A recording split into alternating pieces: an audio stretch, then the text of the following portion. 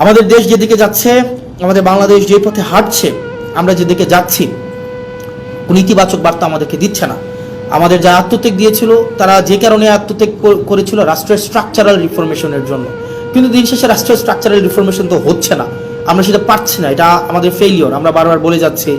এবং বিএনপি থেকে প্রত্যাশা আরও বেশি ছিল। তবে থ্যাংক ইউ বিএনপি, আপনারা এই রং মুভগুলো নিচ্ছেন এবং জনগণ আপনাদেরকে কিভাবে দেখে আপনারা মানুষের কাছে যান।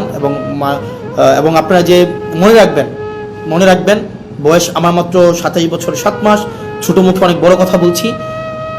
আপনারা সংখ্যাগরিষ্ঠতার যে একটা আত্মতুষ্টিতে আপনারা ভুগছেন, আত্মবিশ্বাসী হওয়াটা ভালো, কিন্তু আত্মতুষ্ট আপনারা যেভাবে হচ্ছেন যে আপনারা যা ইচ্ছা তা করতে পারবেন এই সংখ্যাগরিষ্ঠতার 2/3 মেজরিটির এই বড়াই দিয়ে, মনে রাখবেন সংখ্যাগরিষ্ঠতা কখনোই ভালো কিছু নিয়ে আসে নাই। আপনার 96-তে, আপনার 91-তে সংখ্যাগরিষ্ঠতা ছিল, আর at the end of the day রাষ্ট্রের সংকটের দিকে আপনারা নিয়ে গিয়েছিলেন। 2001-এ যখন আপনারা সরকার গঠন করলেন, তখন আপনারা হচ্ছেন সংকটের দিকে নিয়ে গিয়েছেন।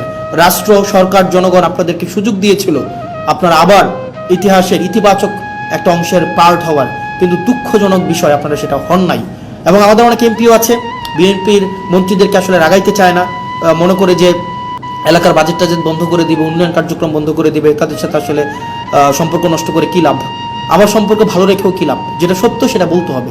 আমার এলাকার বাজেট বন্ধ করে দিবেন, দেন। আমার এলাকার উন্নয়ন কার্যক্রম বন্ধ করে দিবেন, দেন।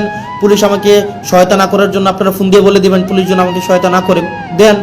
আপনি এডমিনকে, প্রশাসনকে বলে দিবেন হাসনাতের এলাকায় হাসনাতকে সহায়তা করতে করিয়েন না, দেন, সমস্যা নাই। দিন শেষে আমি এটা বিশ্বাস করি, বাংলাদেশের জনগণ আমাদের পক্ষে আছে, দেবিদ্বারবাসী আমার পক্ষে আছে। এবং আমার বরাদ্দ বন্ধ করে দেওয়া, আমার এলাকার পুলিশকে আপনারা ফোন দিয়ে বলে দিবেন আমাকে যেন হেল্প না করে, কোনো সমস্যা নেই। আপনি ধরেন এটা যদি মনে করেন আপনার এই ক্ষমতাটা স্থায়ী, এটা সবসময় থেকে যাবে, এটা মানে এটা কোনোভাবেই সম্ভব না।